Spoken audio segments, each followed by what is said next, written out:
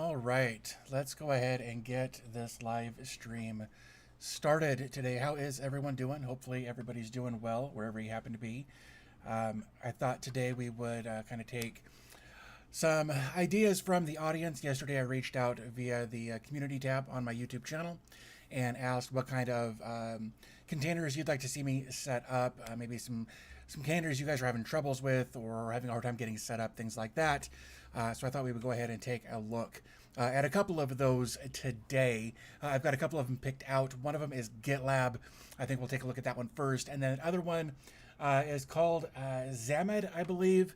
And it is some sort of, where is it? Open source, so it's a help desk / ticket system. So I thought we would go ahead and take a look at those two applications today in Docker. Of course, if you want to follow along, please do so. All of the links for these that we'll be using will be in the description down below, so you can definitely check those out and follow along if you want to do that. But basically what I'm going to do this morning is start off, I've got a fresh system set up. It's an actual physical system. There's no virtualization in it, or it's not a virtual system. This is actually Tanix that I have used in the past. I'm sure you guys have seen me use Tanix if you followed this channel for any time at all.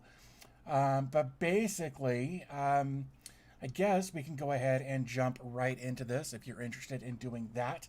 If at any point during this stream you like the content and would like to see more, definitely don't feel ashamed to hit the like button, or if you're new here, hit the subscribe button.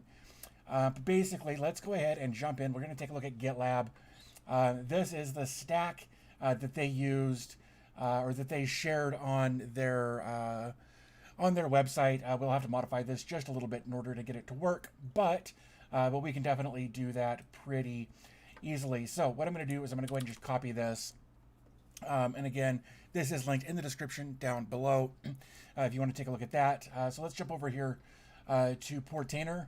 Again, like you can see, this is a fresh install of Portainer, just Portainer up and running, no other stacks or containers or anything like that running. So I'm just going to go ahead and paste this in here, but we're going to have to make some changes like I'd mentioned before.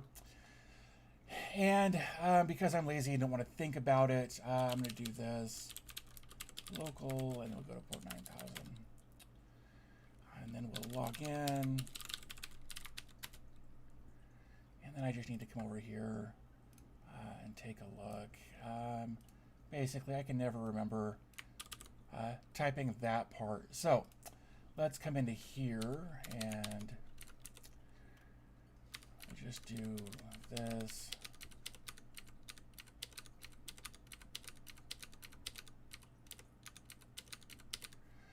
All right, so now we've got our formatting correct here.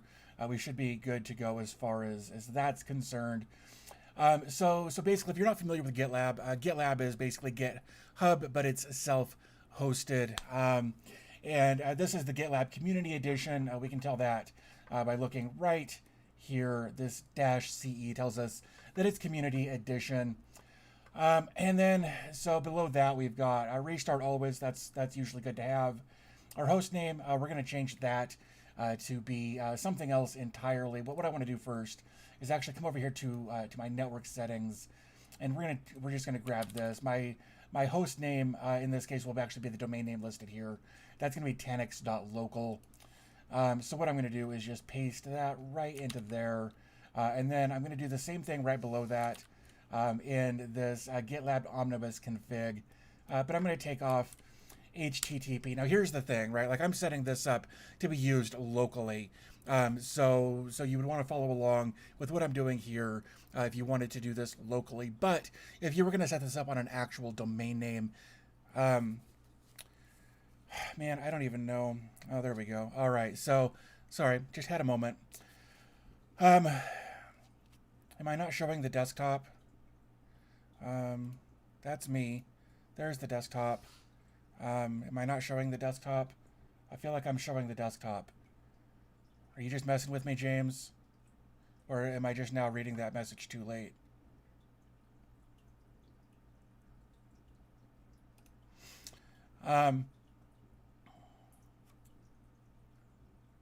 Okay, so sorry, I'm troubleshooting some things. Live streaming still isn't my forte. I'm still learning this as I go. Um, so like I was saying, if you wanted to set this up on an actual domain name at whatever.com or whatever, you would put those URLs in here instead of like I've got it set up as tanix.local. You want to actually put your actual URLs in here. And then, so basically below that, we've got some ports. So basically, these will be the ports that you'll use to access different parts of the application. Okay, thanks, James. Appreciate that. So basically, port 80 will be an HTTP access.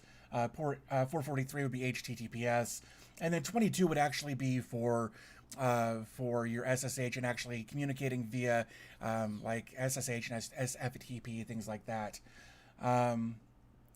Okay, thanks, JW. Appreciate it. So in order for this to work, like I could leave these alone. I'm not going to, though. I'm actually going to change these. I'm going to make this one 85. I'm going to make this 4443. I'm going to make this one 2234. Just because I want to change them for the sake of security, if nothing else. The other thing that I'm going to have to do here, like you could, if you were going to have these on their own domain name, you'd have to use some sort of reverse proxy, like Nginx Proxy Manager, and you would just map those to, or map that to these ports here, and then to log in via SSH or SFTP, you would use this port, this 2234, or whatever you made it. Below that, we've got some volumes. We've got config, logs, and data. So we'll want to make sure that we change these paths so that they're not there. So in order to do that, what I'm going to do is come back over here to Open Media Vault. I'm going to go to my shared folders, and then I'm just going to get this files URL here, or this path. But what I need to do first is actually drop this down to go to columns and show the absolute path. And then I can just drag this out. Wow, they may have actually changed that because for a while we couldn't do dev disk by labels. Maybe they changed that. That's interesting. That didn't used to be an option, at least for a short period of time. So I'm going to go ahead and inspect that, and I'm just going to grab that, and we can close it. And then we'll come back over here to Portainer, and then what I'm going to do is I'm just going to put that right there. And I'm going to capitalize that. So now that we have something with which to work, I'm going to go ahead and just paste this right in, like so. Like so. Okay, so now we've got all of our volumes mapped to the same location with 3 subfolders in here for config, logs, and data, respectively. Now, let me Hey, there we go. Now you can look at my face too. So basically, this works fine if you're just using a standard Open Media Vault setup with Docker and Portainer installed via Open Media Vault. However, if you are using something like a Synology device, and I can only speak to Synology devices here. I don't know if this is true on other NAS systems, but in the past, and let me just actually show you. Let me do, let's just do Jarvis, and then on port 5000. And then Jarvis on 9000. And I'll get logged in here. I don't even know if I can, yeah. Oh, I can log in this way. All right. So, and this is kind of a cutaway here, just to show an example of something that I've run into when dealing with, specifically with Synology devices. So if I come over here to Stacks and I go down to, let's do GitLab. There it is. You'll see that I've got my volume configs, GitLab config, and then the same thing, logs and data. So these look very, very similar to what we're seeing over here, just a different path. But what happened when I tried to run this, you have to create all of these individual subfolders in Synology. So when I came over to my file station, and I've actually got, like, I created GitLab right here. You can see that right there. But then when I tried to run that stack, even with GitLab created, it failed because I had to manually create these folders as well. So that's just something that you may run into when you're dealing with different devices. You may, even if you've got the right PUID and PGID for those, Synology just doesn't let applications create folders very well when they're being defined like this. So I had to create those folders as well. So just something to kind of keep in mind when you're dealing with different systems. Let's see, that's not what I want. So let's close these, close that. All right, so here we are with all of our stuff all set up and ready to go. Here again, we've got our name up here at GitLab. Everything else should be good to go. So let's go ahead and just scroll down and click on deploy the stack. This is going to take a little while. GitLab is not a small application, so this really may take a while. Actually, let me see. Let me go to Jarvis on 9000, so I can take a look at this, and then let's see if I can find. Nope. Oh, helps if I type it right. GitLab. Yeah, so GitLab, as we can see here. Oh, except my big dumb head is in the way. Oops, don't do that. There we go. Let me get me up there instead. We can see that GitLab is 2.2 gigs. So if you've got a slower connection, this may take a little while to download and do what it's got to do. So we can always come back over here and see. We're still deploying, so we'll go ahead and give this another minute or so. This is normally where I would clip this and I would do a time remapping and shrink it down to about 3 seconds. Unfortunately, though, we are live and I just can't do that. So while this is waiting, while we're downloading, if you guys have got questions, I would love to answer questions right now while we're waiting for this to download. So if you've got thoughts or questions or just whatever, hit me up in the chat. I would love to see what you've got going on there. Also, again, feel free to hit the like button at any time if you'd like to do that. Hi, I'm not even going to try to pronounce that. I don't speak really anything other than English, so I apologize. But hi, thanks for joining. I do appreciate that. Getting some coffee in me here. So,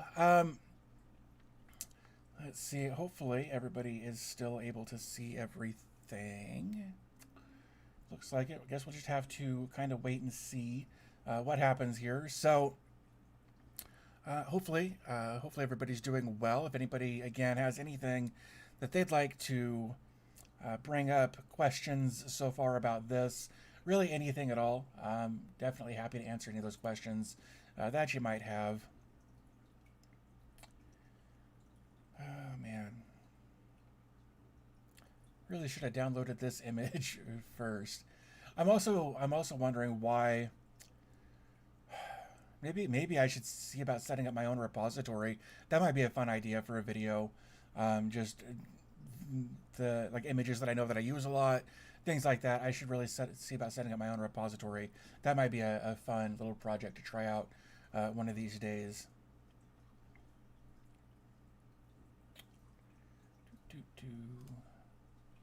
Still thinking. Be nice if there was some kind of a progress bar as far as the actual download, and maybe not a progress bar, but a downloaded X number of kilobytes or megabytes or whatever over here to kind of give you an idea of where things are. But let's give this a minute. Oh, so let's see. I guess while we're doing this, we can go over to.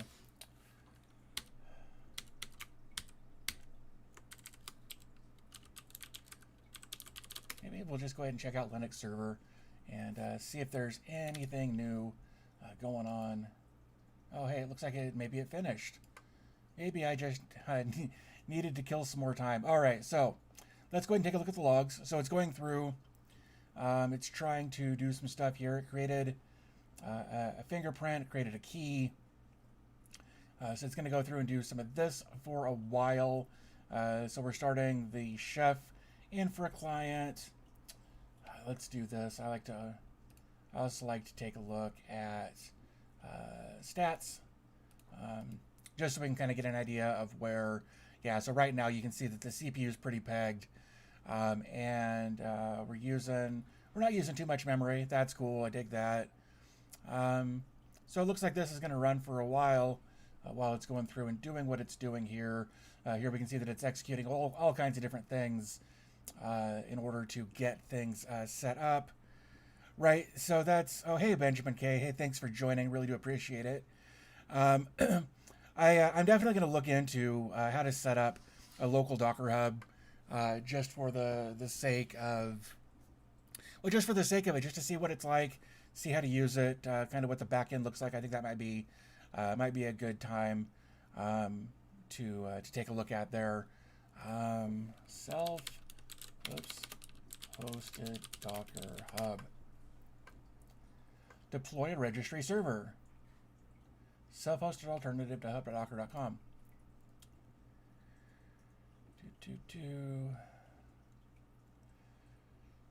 Docker install. I mean, I don't know when this was. Oh, okay. So let's see. Asked 5 years ago, but it doesn't tell me when.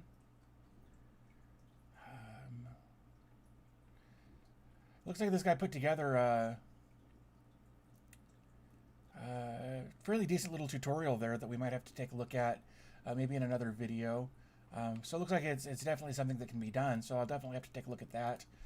All right, so we really peaked up there for a little while. So things are still running here. Let's open one more tab because, you know, why not? Still says it's starting. I guess that's a good sign.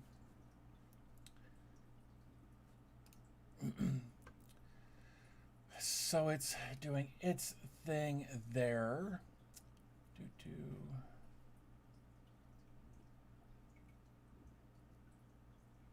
Oops. All right, so let's go ahead and take a look over here. Looks like there's some newish stuff in here. What's Kanzi or Kanzi? Oh, Cody Alexa. Okay, so I don't use either of those, so that wouldn't really apply to me, and I wouldn't have any way to test it. So I'm gonna probably skip that one. Close. Web top.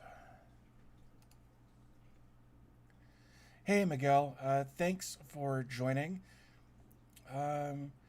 Benjamin K, yes, you can run WireGuard VPN in Docker. I guess my next question would be, are you trying to run a VPN to connect into your house or your location, or trying to connect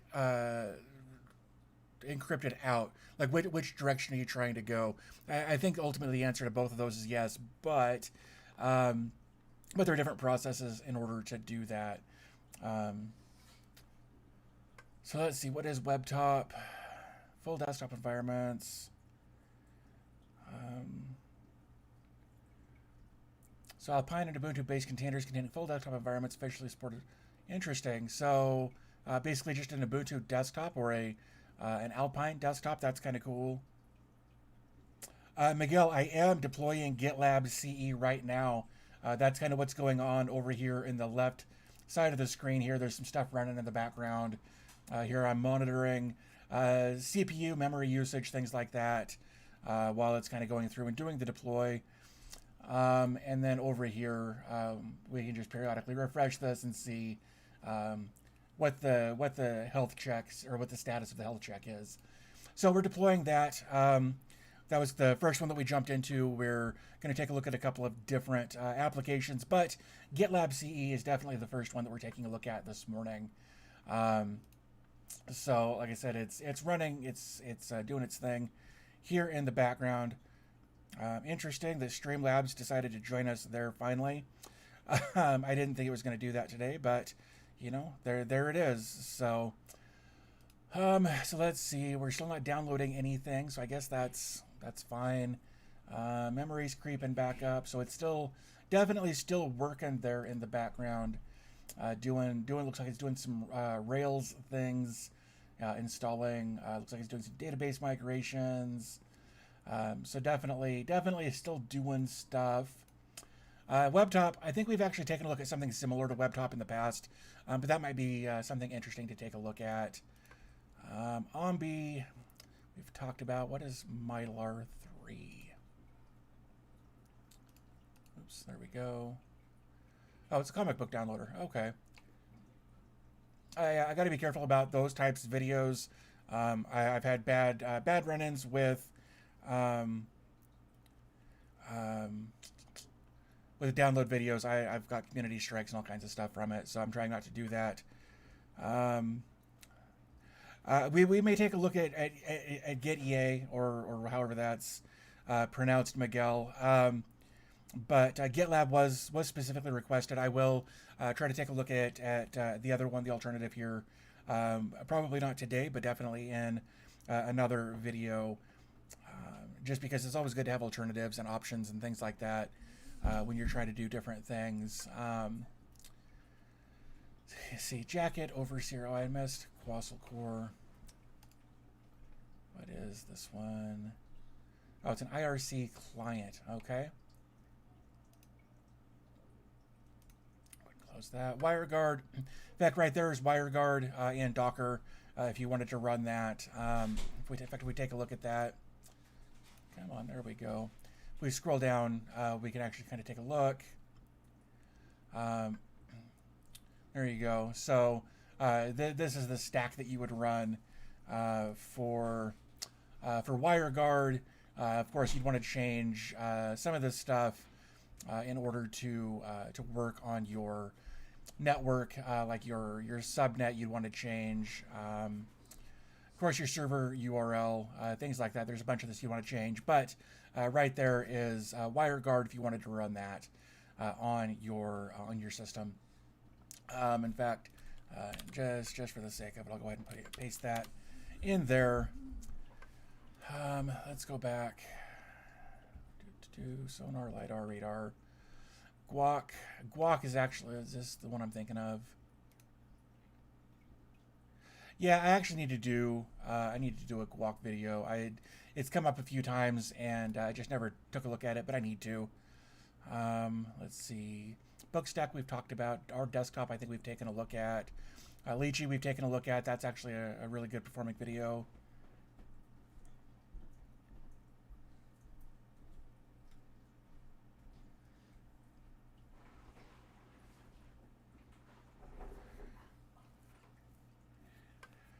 It was clear GitLab CE has so much stuff that he is only used on enterprise or advanced people.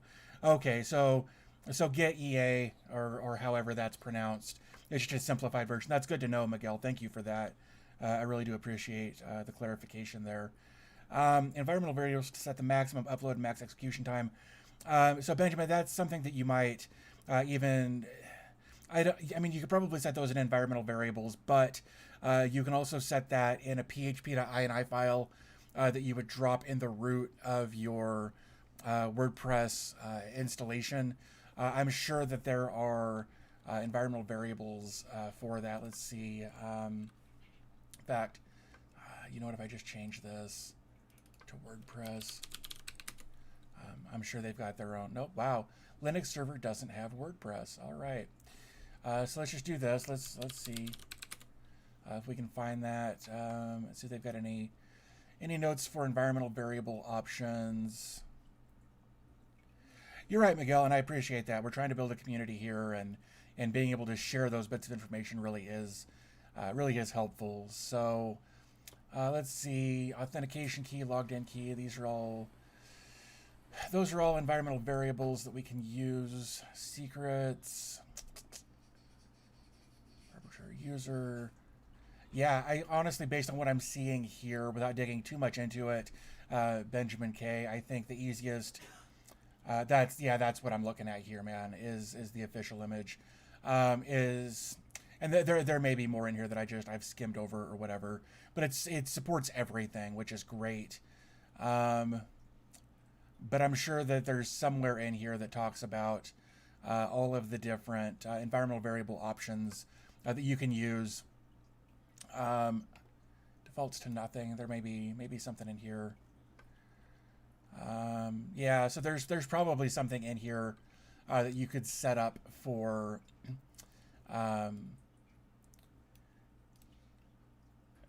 Sorry, I just had a brain fart moment there. I used to develop in WordPress, so I'm like, that's all stuff that goes in the WP config file. Why is that out here? But I guess if you can put it here, then I guess that's cool. So so there should be some sort of repository of information where you can find all of the different environmental variables or the WordPress config extra options that might go under there. If you watch the available tags, you can choose the OS with the Yep. Absolutely right, Miguel. Let's come back over here and take another look. Let's see what's going on here. Hey, it looks like we are up and running. So let's go ahead and give that another look there. It took us a little while to get there, but let's go ahead and... Oh, I haven't set my endpoints yet. So let's... I did that on Tanix, right? So let's do tanix.local port 85. Hopefully. Okay, fine. We'll do it this way. We'll just do it that way. So go to endpoints, go to local. We'll just paste that in there. Update the endpoint. Maybe. There we go. And then we'll come back over to our containers. Hopefully, that'll get us somewhere. There we go. Okay, so now it wants a root, let me rephrase that. It wants a password. So I'm going to go ahead and give it a password. And then we can just go ahead and click on change your password. And what you'll notice here is it never at any point asked us what our username should be. Luckily, I looked into this a bit yesterday. The username is root. And then you can just go ahead and log in with your password there. Hopefully, we'll give this a second. And there we go. So we're going to say never for that site. And then basically here we are. We're up and running with GitLab CE here. So basically the first thing it says is that open registration is enabled for your instance. You may want to disable that for your own reasons, but you can just do that. You can go over here to settings in general, and you can allow signups and or require admin approval for new signups if you wanted to do that. So that's definitely something that I would want to take a look at first thing, just to make sure that your security is good. So below that, let's see, there are integrations. Oops. Is it still, yeah, I think it's still thinking in the background, doing some stuff. There we go. So there are lots of integrations that you can use here to do all kinds of different things. But basically, yeah, I mean, this is, now we've got it all set up and ready to go. I don't want to get into actually using GitLab. That's a whole course in and of itself. But you might come up here and edit your profile. In fact, what I would probably do at this point, honestly, is I would set up a new user that would be, just a user and not an administrator. That way there's no chance for any kind of security issues happening. Let me rephrase that. There's a lesser chance of security issues happening with regards to that if you were to just use the root stuff for administrative purposes and then your regular account for your Git needs. So does anybody have any questions about any of this process that we went through here? Not specifically about the application. Again, using Git is a whole thing in and of itself. But does anybody have any questions as far as the setup process, what we did, that sort of thing?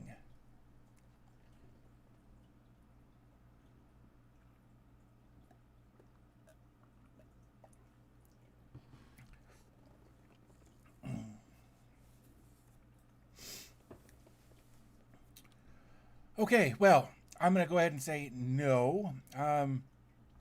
But yeah, so there's GitLab all set up and working. Everything else should be just using Git like normal. So, with that said, let's go ahead and close this. We can leave that one open. We'll go ahead and close that one, and we'll go ahead and just close that one. All right. So this again, this is all this URL right here should be in the description, where you can jump over and grab this, deploy it. Of course, you want to make some modifications to it, but pretty straightforward overall. It's just the GitLab CE image really is big. It's 2 gigs and takes a little while to deploy once you've got it. So let's take a look here at this Zammand web-based open source help desk ticket system. Now, I will say that I haven't really, I've never deployed this. I've looked through some of the code, that sort of thing, just to take a look at it, but I haven't actually deployed this one yet. But there are a couple of things that we will want to take a look at here. The first being the Docker Compose file right here. And what you'll notice if you take a look here is there's also a .env file right here. So we're going to deploy this one just a little bit differently. But if we take a look here, we can jump into the stack or the Docker Compose, whatever you want to call it. And here you'll see that there are some commands. There's several different things in here that use variables for like versioning and the restart policy, usernames, passwords, all kinds of stuff in here that rely heavily on that .env file. So that's definitely something that you'll want to make note of. How to take snapshots of a Docker volume. I've actually done a video on how to use Duplicati to back up Docker. So definitely take a look at those 2 videos. I did one for backups, and then I did a separate video for restoring backups, just because the videos were really long, and I wanted to, while they're the same topic, sort of, they're kind of not. So I split it into 2 separate videos. So definitely take a look at my Duplicati videos if you want to know how to take a snapshot of a Docker volume. You can definitely do that. So basically what we're going to have to do here is, again, this is the Docker Compose or the stack for Zammand, but you're going to notice that there are a lot of different services. There's backup, there's Elasticsearch, there's this Zammand init, there's Memcached, there's Nginx, there's a database, there's a Rails server, there's a scheduler, there's a WebSocket, and then there's all of the volumes below that. So there's quite a bit going on in this Docker Compose.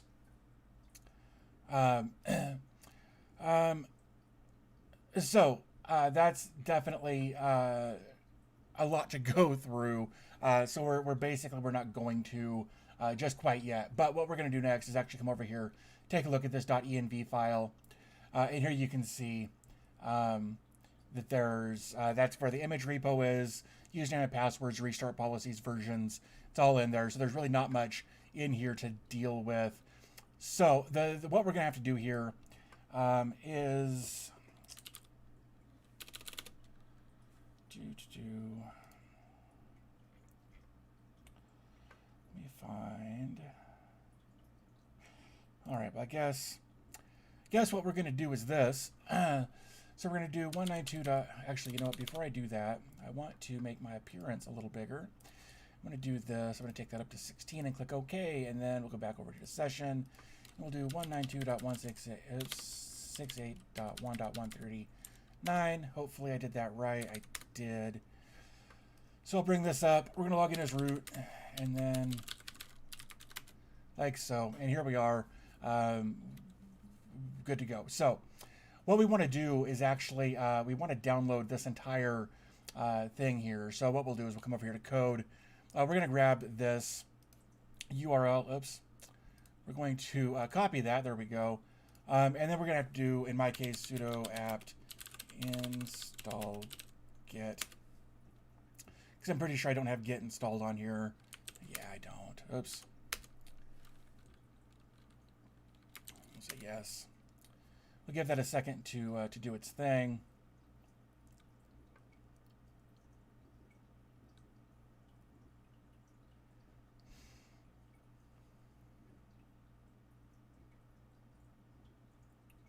All right, so now that we've got Git installed, we can do, let's just do Git clone, and then that URL to do that. So it's going to go ahead and do that. And then if we do an ls, we can see that it actually created that folder for us. We're going to do a cd into there and then an ls. And here we can see all of those files that are over here are now over here. So pretty straightforward stuff there. Again, we're not, in fact, what we want to do is an ls/-a. That way we can also get the .env, the .examples, the .get.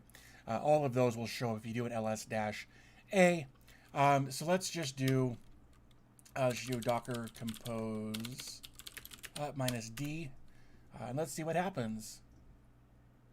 Okay, so it's going to go ahead and it's going to start pulling things and extracting things, and basically while doing the docker compose up command. So we're going to go ahead and give this a minute. Now, unfortunately, again with this one, I'm not sure how big all of this is going to be. So basically, we're just going to kind of have to hang out and wait until all of this is done downloading and extracting and building and doing what it's got to do. And so right now it looks like it's working on Elasticsearch. It looks like that's going to go ahead and do its thing. So let's go ahead and drag this out just a little bit. Oops, make it bigger. And then hopefully, it looks like these aren't going to be huge. Of course, this is individual stacks inside an application, basically. So this will probably take a little while to do its thing. So again, we'll just kind of let this hang out and do its thing. Again, if you guys have got questions about anything, let me know. Definitely always happy to answer questions. If you got suggestions, now's a good time to put out suggestions for other videos. Of course, we'll definitely take a look at Gitlab EA or whatever that's called, or Git EA rather not Gitlab, but Git EA. We'll definitely take a look at that in another video. If you guys have got other ideas, definitely we'll do a guac. Let's see. Let's get rid of some of these. That's WordPress. How did it take me back up to the top, didn't it? Braze API, Sonar, LiDAR, Radar, Guac we talked about. We actually took a look at Boink in our last video, or last live stream. What else? MariaDB, Pigeon. I feel like I should know what Pigeon is, but I don't. It's a chat program. Okay. Gotcha. All right. Let's take a look next. And then all the way to the top. LDAP, IPFS, Home Assistant, Totally MB. We've looked at a lot of these over the last year and a half or so. I've done videos on a lot of these. I don't know if I've done health checks. Oh, that's just to monitor your cron jobs. I've only got one thing running, cron jobs, and that's Nextcloud. But I'm using something else for that. I'm actually using a third-party provider for that, just because it was easier for me to use a third-party provider for that. So here we go. It looks like this is all up and running. That actually wasn't too bad. So let's go ahead and refresh right here. And hopefully we're going to get a whole bunch of containers showing up. There it is. So it looks like we're running that on port 8080. So let's jump over to there and see what happens. All right. Let's take a look at the logs. Okay, waiting for init container to finish. Okay, so there are some dependencies that it's still waiting on here. It's waiting for the init container to do its thing in the background before it can finish up and do what it needs to do here. Let's actually jump back over here and see if we can't find that. I think it's that one right there. Pretty sure it's that one.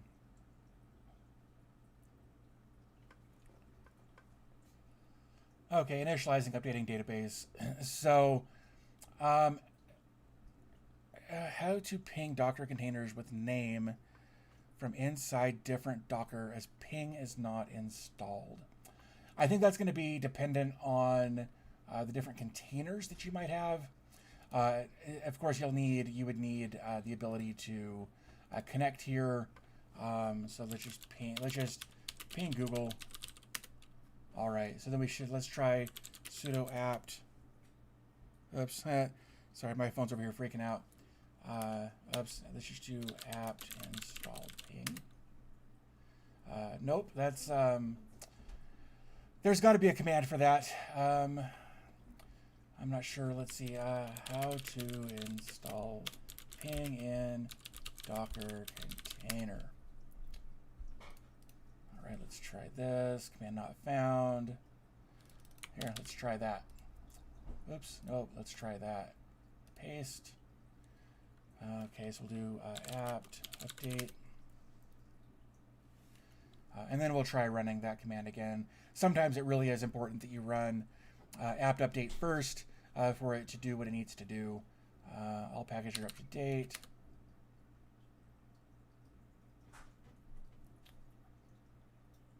And then, yep, okay, so this should install ping for us.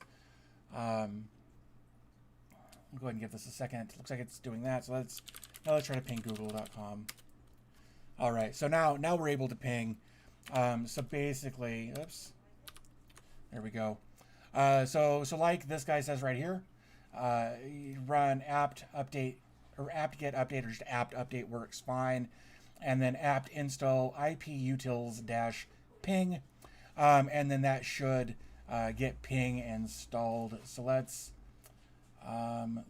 see if we can. Let's try this.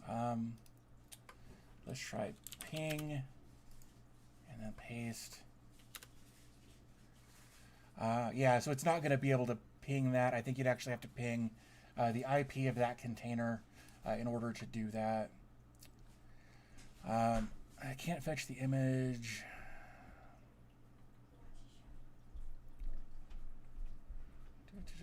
Scope.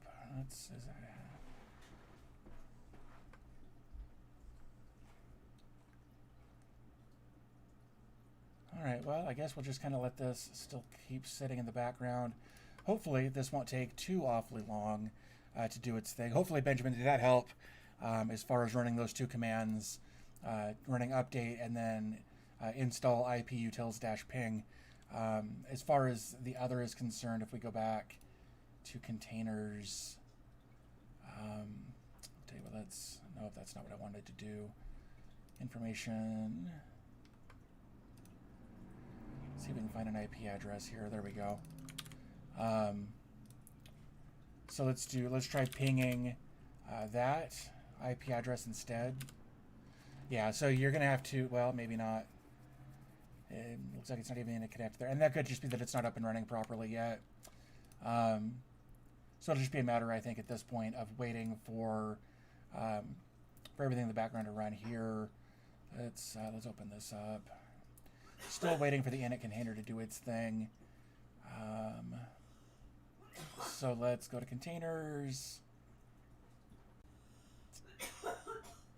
Oh, it's right there. Let's do that. And then let's switch this. And basically, yeah, see it. So this init container is still doing its thing here. Or maybe it just, no. So I got hopeful there for a second that maybe it had finished up what it needed to do there, but I don't think it has.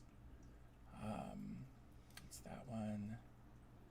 Doesn't seem like it's done anything here in about 3 minutes, based on what I'm seeing. So I'm kind of curious about that. This is still running at 100%. Looks like it's still pulling a little bit of data. I guess that's transmitting data. That's not even receiving data. So let's go back over here to containers. Let's switch this to like 50 so that we can see everything here that's working and running. Go ahead and refresh. Let's try this again. I don't think that's going to do anything. Nope. Still waiting. Oh, here we go. So that's saying invalid input. That's interesting. Initializing, updating database. Maybe it's actually going to finally do something here. I guess we'll just kind of have to wait and see what it thinks it needs to do. Let's close that. So we can close. Yeah, you can close that. I promise. It's fine.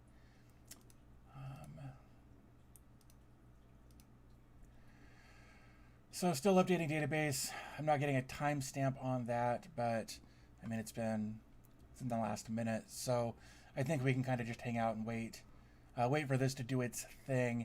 See, guys, this is one of the things when I'm prepping for a video, when I'm looking up new containers to talk about, things like that. This is the boring part. This is the behind the scenes part where I kind of just sit here and wait to see what's happening or what's going to happen, so that I can then relay that to you in a way that kind of hopefully makes sense, and doesn't make things quite as frustrating as they might otherwise be.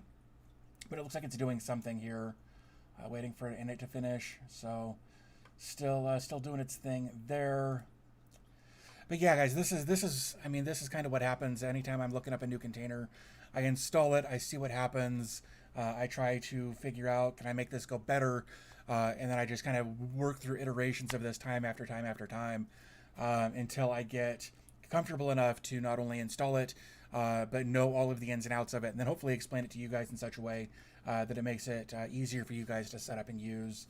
Okay, so it looks like all kinds of stuff is happening here. So that's like it's trying to communicate with Elasticsearch here, as far as whatever it's doing there. I'm kind of go back and forth here. Yeah, definitely doing something with Elasticsearch there, while it's going through this setup process.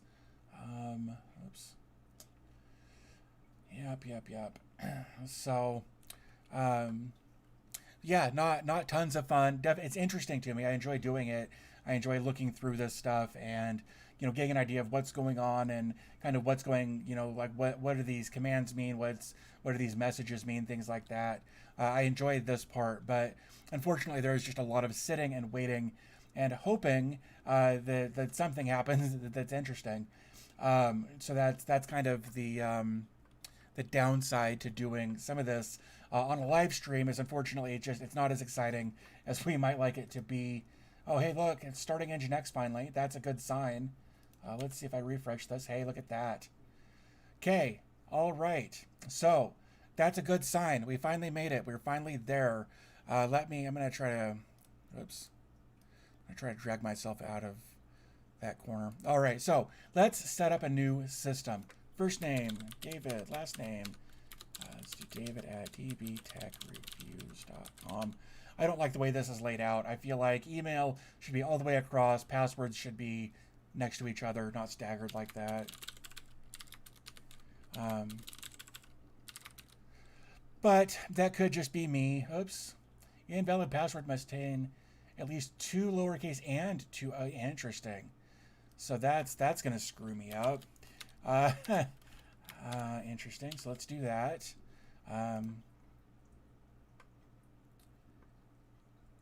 Hopefully this will give us a positive end result here. To do its thinking. I hope it's thinking. There we go. All right, organization name. I'm gonna call this DB Tech, and it pulled that from that service that uses your email address. I can't think of the name of it, but I know WordPress and lots of other services use this. So anyway, that's good to go. System URL, of course, if you were going to run this behind a reverse proxy, you would actually want to go to that URL to go through this setup process, just to avoid any hiccups later on. Let's go ahead and click on next. Okay, so you can use a local mail server, which should be fine for what we're going to do here, or you could set up your own SMTP server. I use Google for all my SMTP stuff, so we'll just use local.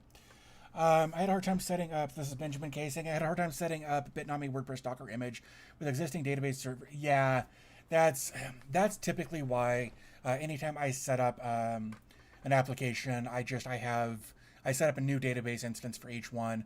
I know it's not.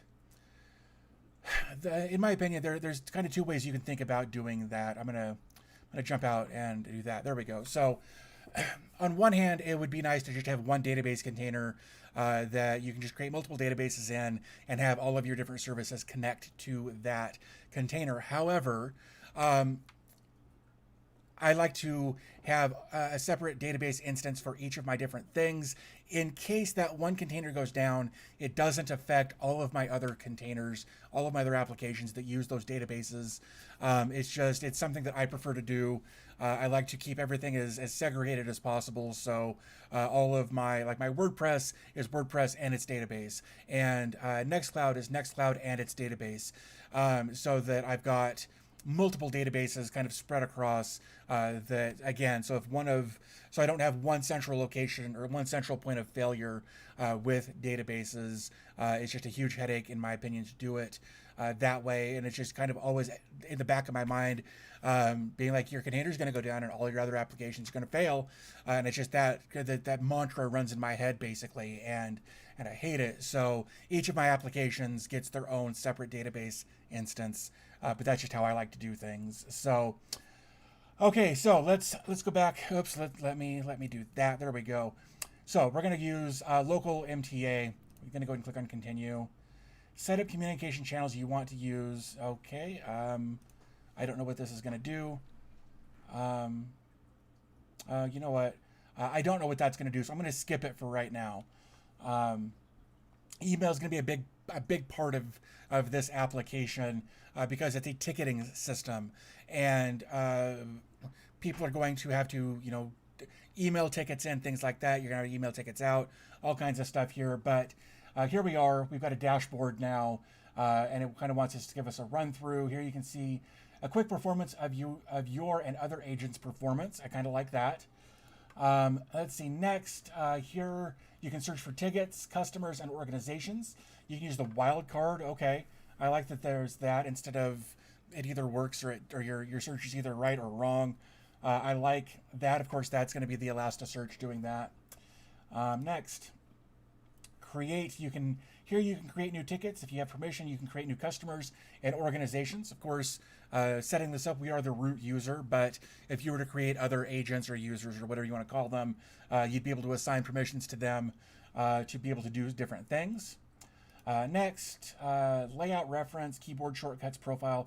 All of that is going to be right down under here, so that's cool. Here you can sign out, change front-end languages, and see your last viewed items. And last, over here, our overviews. Here you find your ticket overviews, open, assigned, and escalated tickets. All right, so finish.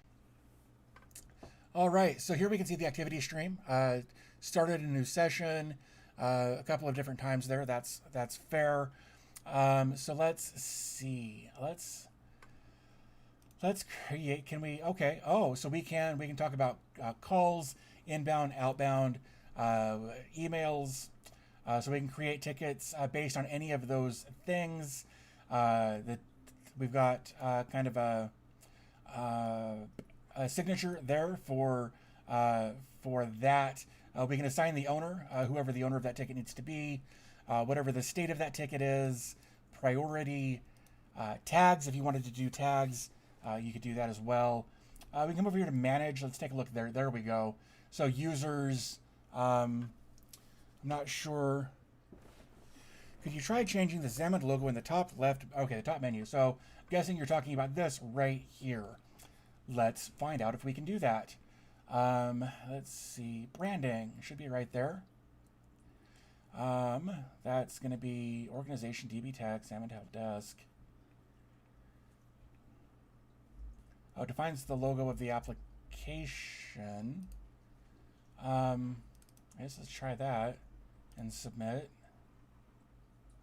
Update successful. Let's refresh.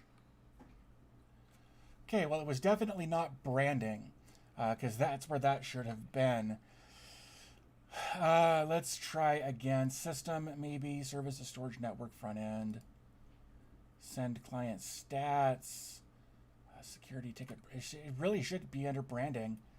So let's try db tech help desk, and then submit. Okay, so that changed in real time. Defines the logo of the application shown in the web interface. Should be that right there. What the heck? That's really strange. SVG logo, assets, images. Okay. That's really strange. So let's close that.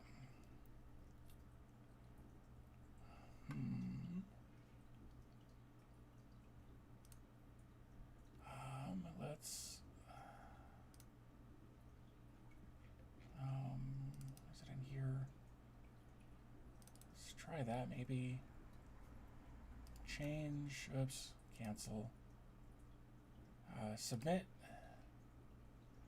Says it was updated successfully, but it sure wasn't. That's really odd.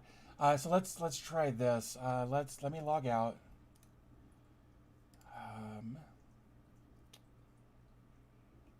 Interesting. All right. So David at dbtechreviews.com.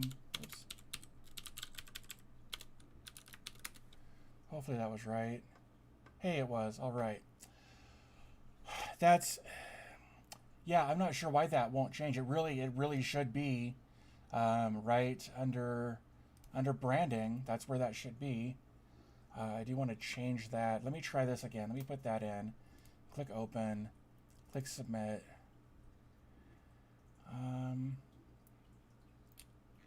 So that's there. So let me log out again. Okay, so it changed it there. I don't think you can actually change that. Let me do.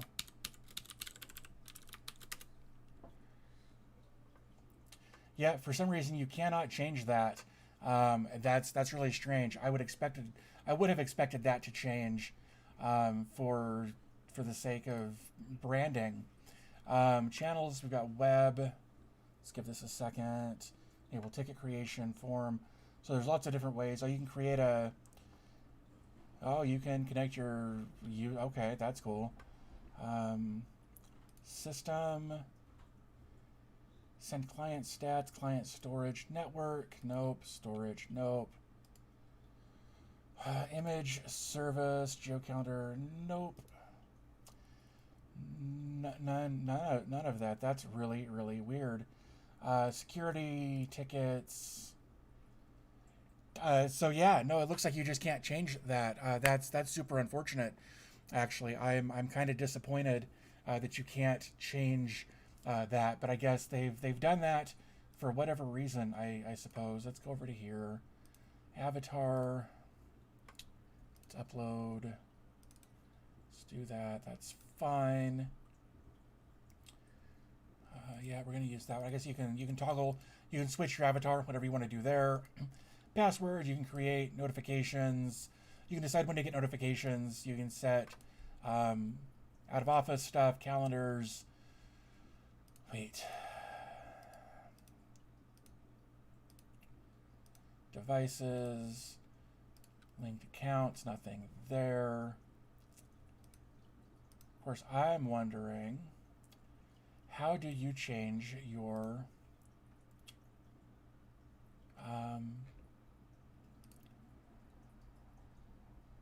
oh, interesting. How do you change your signature? That's interesting. Let's try signature. Nope. No, nothing there. Users. There. Active. Nothing there. Groups.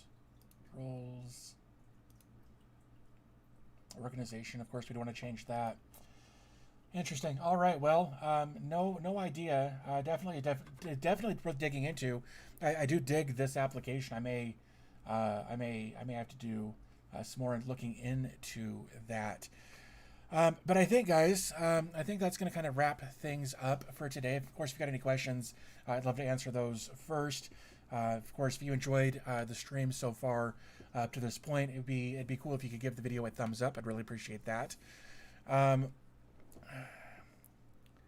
Oh man, 60 Plus TV. Sorry to hear that. I usually try to start these on Sundays at 9 o'clock in the morning. I usually do a start.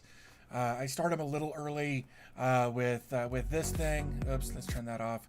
I usually start it with that a few minutes early to make sure that all of the bugs and kinks are worked out before I jump in. But try to do it Sunday morning, 9 o'clock Mountain Time. You'd have to you have to do some math to figure out from where your time zone that is. But try to and I'll try to be better about sending out notifications on different social medias. If you're not sure, you can always follow me on Twitter or Facebook.